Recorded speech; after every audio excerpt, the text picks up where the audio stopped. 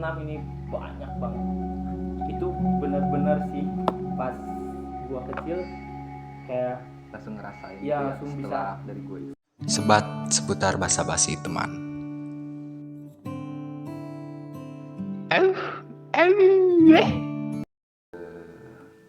Jadi cerita sebelumnya Ya, di cerita sebelumnya itu dengan judul Di Balik Darah Putih. Mungkin kita akan lanjut ke part 2 dengan kelanjutan dari channel yang sebelumnya.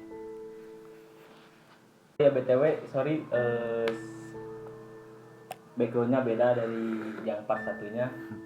Dan teman kita yang satunya lagi Ya, lagi halangan, Ya, nggak bisa hadir karena dia lagi mudik ke Tasik juga. ya malum lebaran.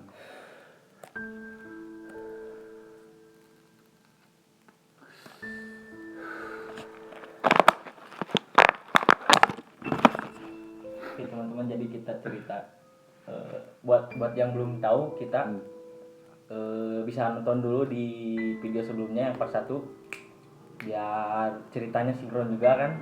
Jadi biar ini di part 2 jadi kesini gak nyambung sama yang pertama gitu. Jadi buat teman-teman bisa nonton dulu di part 1-nya untuk kelanjutannya. Oke, jadi di cerita selanjutnya itu kita mulai dari gua masuk SD ya. Jadi SD. Jadi sebelumnya gua ceritain dulu. Denahnya tuh jadi sekolah SD gua tuh kayak kotak gitu kan. Kotak gitu, jadi kelasnya tuh ada di sebelah pinggir lah, pinggir, depan sama kanan juga. Nah, di depan tuh pas kita langsung masuk ke gerbang tuh, di depan tuh ada masjid yang kayak musola lah. Di sebelah kirinya ada kantin. Nah, di sebelah kanannya kayak kanan kiri itu kelas. Dan ada satu pohon besar di situ yang mau nanti gue ceritain juga kan. Jadi awalnya pas di sekolah itu ya. Ya, jadi awalnya gue udah naik kelas 4 tuh. Udah mau naik kelas 4. Jadi gue punya teman berlima. Oh ya, sebelumnya gue juga udah konfirmasi sama teman gue juga yang berlima itu. Kapan tuh bisa hadir kira-kira? Kurang tahu. Jadi kemarin gue sempat kontekan sama teman gue, boleh nggak sebutin ngaran katanya.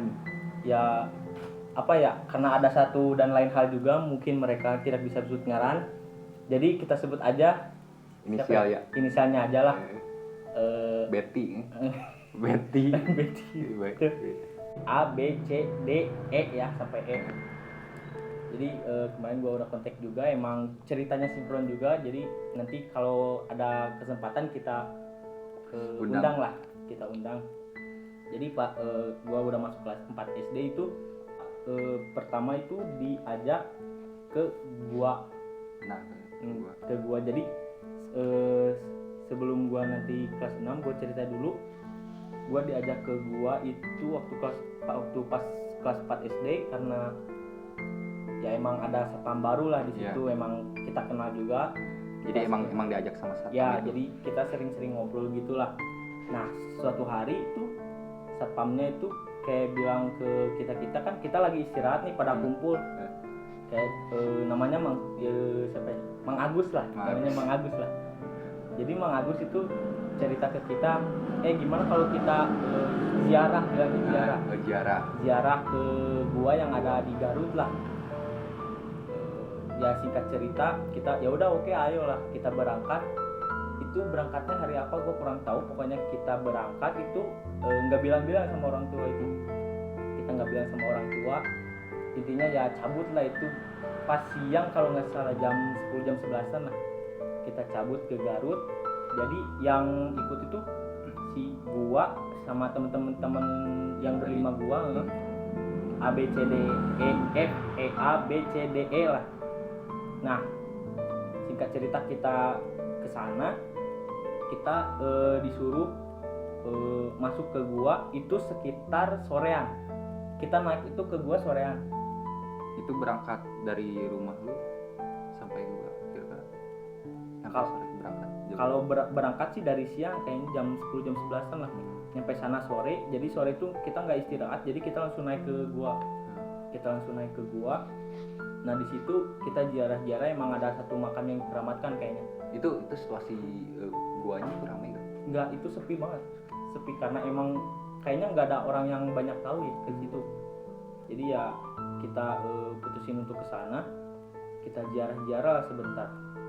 Nah pas sore menjelang maghrib itu kita udah mulai ziarah, kayak berdoa segala macem. Nah pas masuk udah maghrib, udah malam lah, kita ada satu bukan ritual, apa namanya, kayak semedi lah istilahnya, kayak semedi disuruh semedi sama Mang Agus.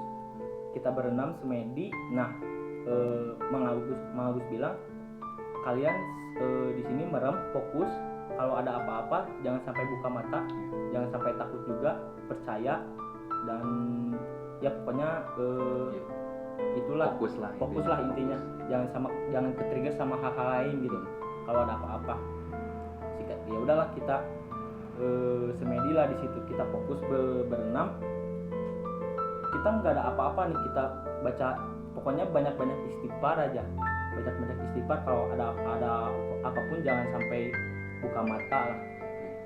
Singkat cerita, kita di situ kita semedi lah berapa menit itu, setengah jam kalau nggak salah, kita setengah jam. Jadi dalam waktu 30 menit itu kita emang ngerasain kayak ada tangan yang ngeraba gitu, kayak ada angin-angin yang ada di sini gitu. Nah jadi udahlah di situ. Anehnya pas kita buka mata itu kan malam ya. Kita udah tahu itu malam, dan gua itu jadi penerangannya tuh cuma sedikit, cuma lampu yang kita bawa doang. Kayak istilahnya apa ya, kalau yang di kampung-kampung tuh yang pakai damar. Penerangannya cuma dikit. Kita udah tahu itu udah malam juga kan. Terus pas kita udah beres nih, selesai, kita buka mata dong langsung. di sama Mang Agus.